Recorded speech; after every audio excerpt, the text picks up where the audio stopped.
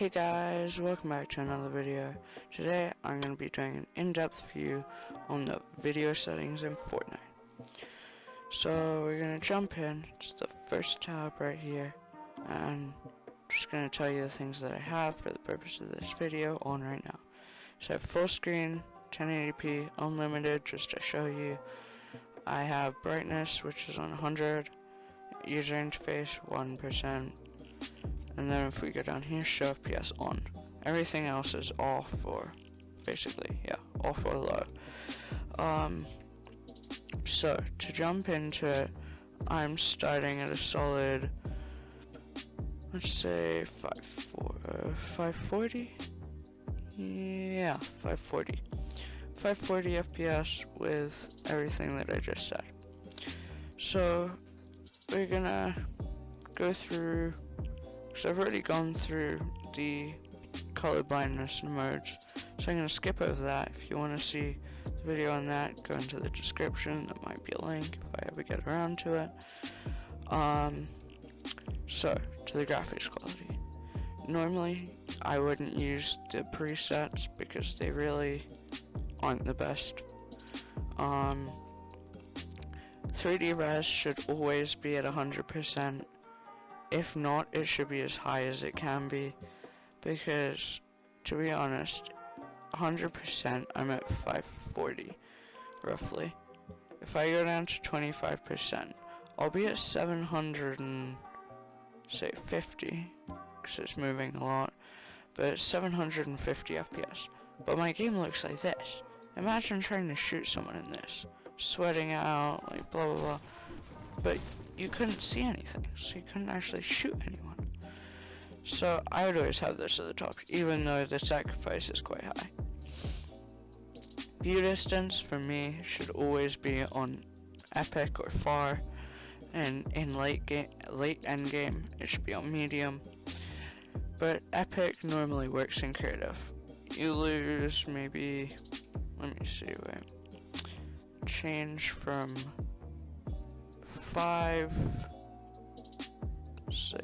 35 down to 5. Yeah, it doesn't change anything in creative, but in a real game it would change quite a bit because there's so many builds. So to be honest, in pubs I'd say on far, in creative I'd be on epic, and in scrim I'd be medium. So I'll leave that at epic for right now. Shadows are one of the biggest FPS takers ever. If I put it on epic right now, it drops it basically 230 or 260 FPS if my math is correct. Just for that little shadow right there. That's it. 260 FPS lost for that. It's not great. So personally, I'd never have shadows on. It's quite annoying and doesn't really give you much in return.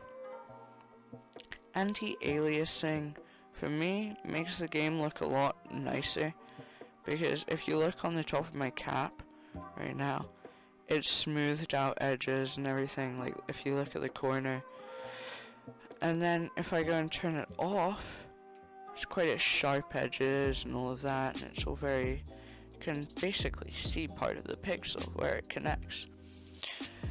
But if you have anti-aliasing on epic, high, or even medium, you still get a lot of the benefits. So personally, I'd leave it for high, which basically from off you're at 530, we said 535. If you put it on epic, you're down to 460 or 470, so that's basically 60 FPS. But around medium, you're only losing 10-20 FPS, which is quite good for what it gives you. So I'd normally have it on high.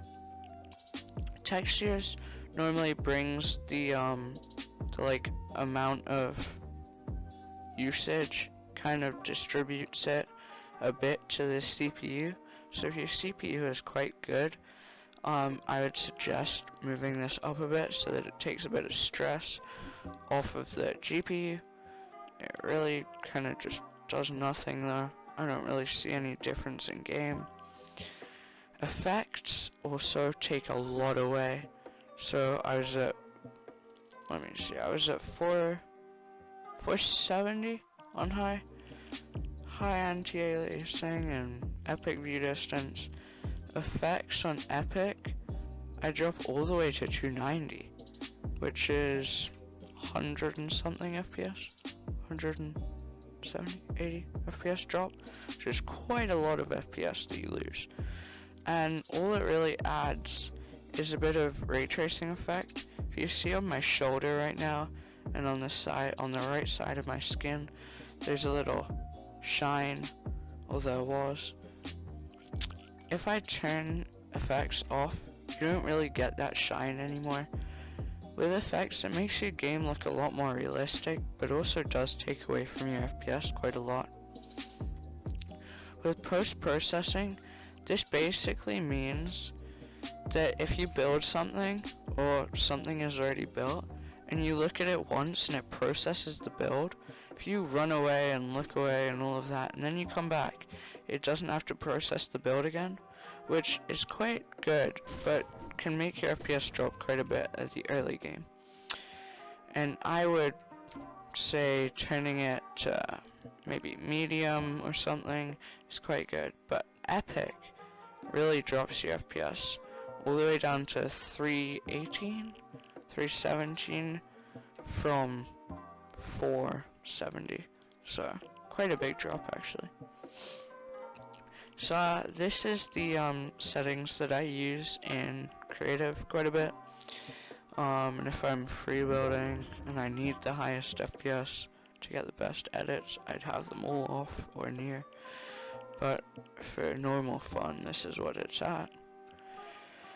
For me, Vsync I hate to have on, because right now, if your edits are like that, and then you turn Vsync on, and your monitor is like 60, it just makes it feel too buttery. It's like too smooth. And it means that it's like, you keep going in a certain direction, which is really weird for the first few times, and your freebuilding definitely gets screwed up by it. So personally, I'd always have it off to get the best frames, because it normally limits it to what your monitor is, which is normally not the highest that you can possibly go. Motion blur, I mean, just have it off. It's a horrible effect, I'm sorry, but yeah.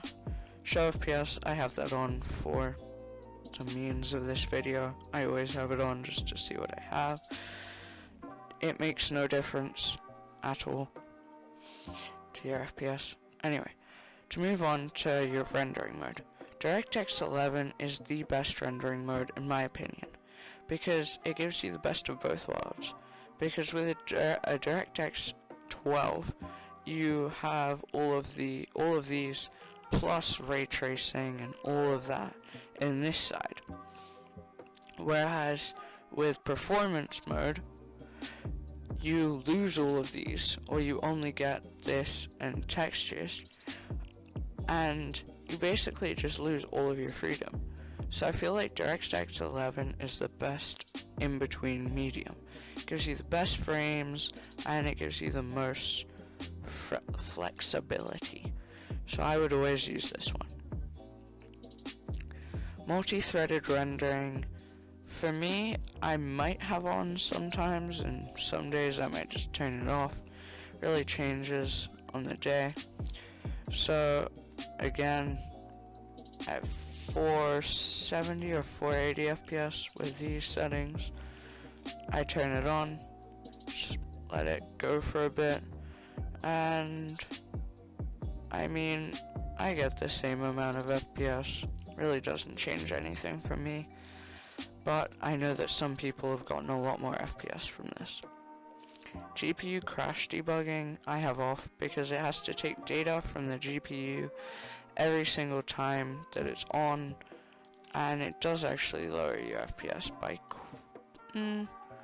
say 5-10 FPS, which is, I mean, it doesn't sound a lot, but it is quite a bit with lower end devices. And if your GPU doesn't crash normally, why have it on?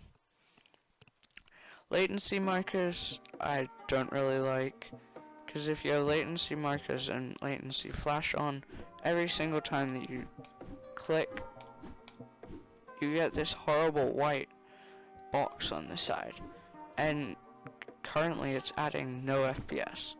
So personally, it's a horrible thing for me to have on. NVIDIA Reflex low latency, I mean, some days I might have it on, some days I might have it off, but I never have it on plus boost.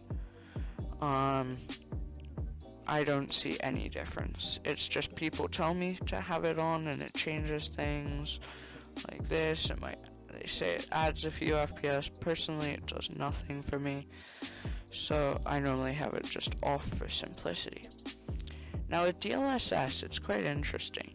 If you use anti-aliasing, then having Dlss on performance mode gives you back quite a few FPS.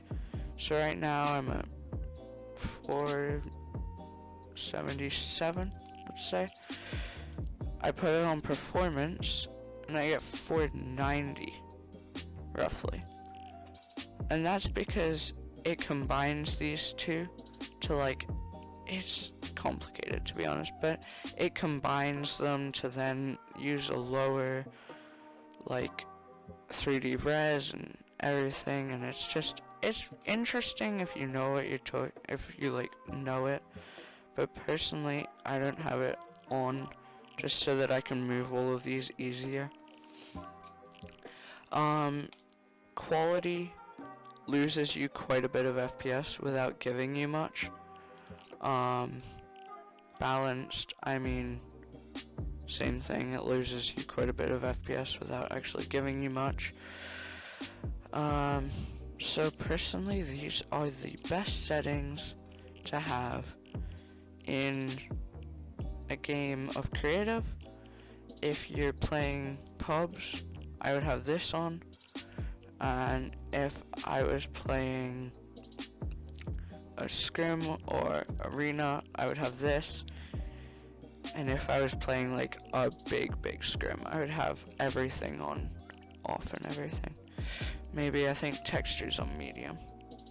But apart from that, these are the best settings, in my opinion, to stick with if you have a good GPU.